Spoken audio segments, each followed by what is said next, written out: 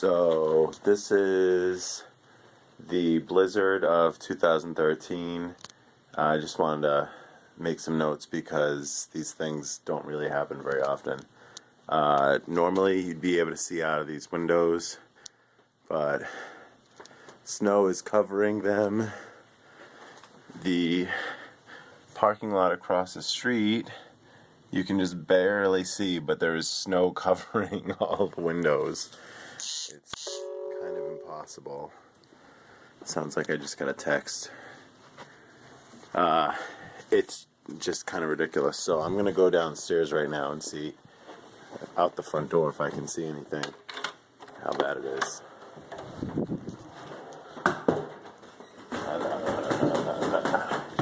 I might be regretting this shortly.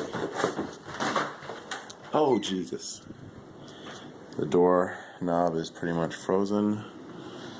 Snow on the door.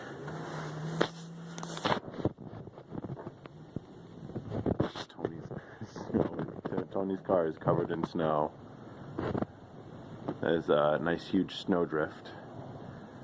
Snow covering all of the buildings, the chain link fence.